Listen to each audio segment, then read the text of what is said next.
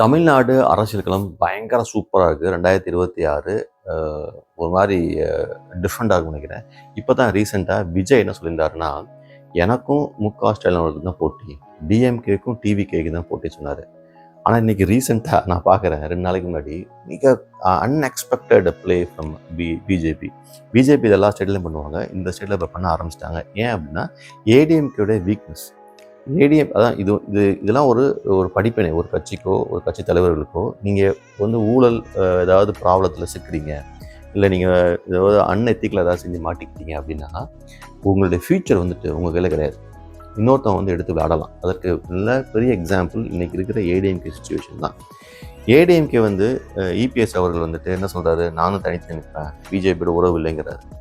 ஆனால் மிக தெளிவாக என்ன செய்கிறாங்க பிஜேபி வந்துட்டு, பார்த்துருப்பீங்க, எடப்பாடி வந்து அவர்கள் வந்துட்டு சென்ட்ரல் போகிறது, அமித்ஷாவை பார்க்குறாரு, அப்புறம் வந்துட்டு அண்ணாமலை போய் பார்க்குறாரு, அப்புறம் நம்ம செங்கோட்டையன் போய் பார்க்குறாரு. இப்போ செங்கோட்டையனால் திடீர்னு ஹீரோ ஆகிட்டான்னு பார்த்தா, செங்கோட்டையனை வச்சு தான் அந்த கட்சியை பிளக்க ட்ரை பண்ணோம். இல்லை செங்கோட்டையனுக்கு ஏடிஎம்கே எழுதி கொடுத்துடலாம்.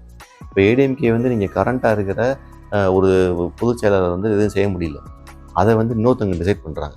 ஸோ அவர் என்ன அக்ரிமெண்ட் வைக்கிறாரு, ஒன்று நீ பிஜேபியோட அலையன்ஸுக்கு வா, நம்ம 2 பேரும் சேர்ந்து தான் டிஎம்கே எதிர்க்கணும், இல்லை அப்படின்னா நான் வந்து ஒரு கட்சியை உடச்சி செங்கோட்டையனை வந்து உள்ளே கொண்டு வந்துடுவேங்கிறாரு. செங்கோட்டையன் தலைமையில் ஏடிஎம்கே, அப்புறம் பிஜேபியும் ஏடிஎம்கே கூப்பிட்டு அதில் அண்ணாமலையும் செங்கோட்டையன் தலைவராயிரும். ஸோ நீ கூட கூட்டணி தலைவராக இருந்ததுன்னு சொல்கிறாங்க. இது ஒன்று. இல்லை அப்படின்னா நீ பேசாமல் என்கிட்ட வா. அப்போ எடப்பாடி அவர்கள் என்ன சொல்கிறாங்க எல்லாரும் அப்படின்னா, நான் வந்து இந்த பிஜேபியோட கூட்டணி வைக்கணும் அப்படின்னா அண்ணாமலை இங்கே இருக்கக்கூடாதுங்கிறாங்க. ஸோ அண்ணாமலை வந்து என்ன சொல்கிறாரு ஸ்டேட்மெண்ட்டு, நான் வந்து சாதாரண தொண்டனாக இருக்கக்கூட ரெடியாக இருக்கேன் அப்படின்றாரு. ஸோ இந்த சதுரங்கம் வந்து ஆரம்பிச்சு சினிமா பார்க்குற மாதிரி, நான் சினிமா சொல்லுவேன் இல்லையா, நொடிக்கு நொடி வந்து ஒரு த்ரில்லிங் இருந்துகிட்டே இருக்கும். அப்போ ஒரு 3-4 பேர் கொண்ட ஒரு சேசிங் இருந்துகிட்டு இருக்கும். அப்போ என்கேஜிங்காக கிட்டத்தட்ட அந்த மாதிரி தான் இருக்குது.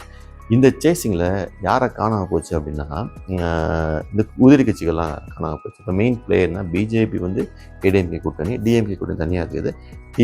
டிவிகே வந்து பல அனௌன்ஸ்மெண்ட் விட்டுட்டார், யாரும் சேர்ற மாதிரி தெரியல. ஆனால் அவர் நான் தான் வந்து 2வது பெரிய கட்சி, நான் தான் அடுத்து நிற்கிறேன் டிஎம்கேங்கிறார். ஸோ டிஎம்கே ஜாலியாக இருக்காங்க இப்போ. ஏன்னா எனக்கு போட்டி கிடையாதுப்பா, எனக்கு கீழே யார் இருக்காங்க தான் போட்டிங்கிற மாதிரி அவர் வந்து சொல்லிகிட்டு இருக்காரு. ஸோ இப்படி பிரித்து இருப்பது வந்துட்டு யாருக்கு அட்வான்டேஜ் அப்படின்னா டிஎம்கேக்கு தான் அட்வான்டேஜ். எனக்கு தெரிஞ்சு 95% வந்து டிஎம்கே தான் ஜெயிக்கும், அதில் எந்த டவுட்டுமே கிடையாது. இவங்க போடுற கணக்கு, இப்போ ஒரு பிஜேபி கூட்டணி வைக்கிறது, இப்போ டிவிகே வந்து ஒரு ஓட்டை பிரிச்சுட்டு போவாங்க. இதுக்கு நடுவில் பார்த்தீங்கன்னா நாம் தமிழர் கட்சி வந்துட்டு இருக்காங்க, அவங்க 8% தான்.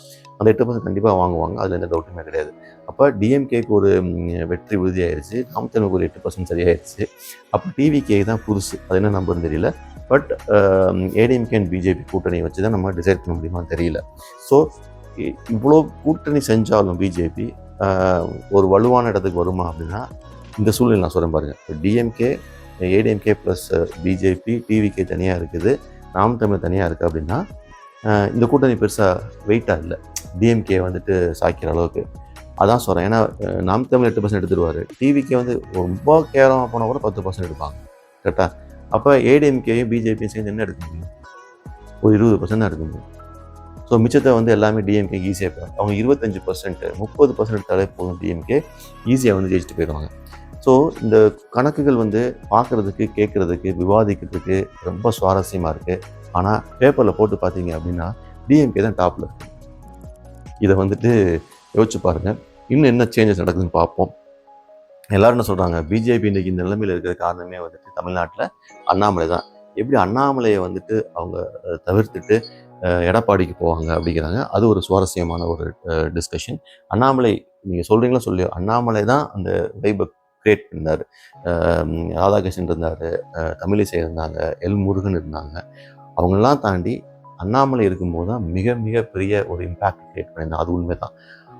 எடப்பாடிக்காக அண்ணாமலை தூக்கி போடுவாங்களா, இல்லை அண்ணாமலைக்காக செங்கோட்டை நிலவை கொண்டு வருவாங்களா, இதுதான் இங்கே இருக்கக்கூடிய பார்வையை தவிர இதில் இவங்க ஜெயிச்சிருவாங்களாம் கிடையாது, டிஎம்கே தான் ஜெயிக்கும். ஆனால் எனக்கு இன்ட்ரெஸ்ட் என்ன, சுவாரஸ்யம் என்னென்னா, அண்ணாமலைக்காக செங்கோட்டையா இல்லை எடப்பாடிக்காக அண்ணாமலை விடுறாங்களா அப்படிங்கிற இந்த ஒரு கேம் தான் ரொம்ப பிடிச்சிருக்கு.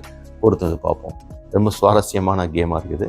மேபி ஒரு 3 months தெரிஞ்சுன்னு நினைக்கிறேன். அதுக்கு பிறகு டிஸ்கஸ் பண்ணுவோம். ஆனால் டிஎம்கேவோட கணக்குப்படி, ஸ்டாட்டிஸ்டிக்ஸ் படி டிஎம்கே தான் வின்னிங்கில் இருக்கா.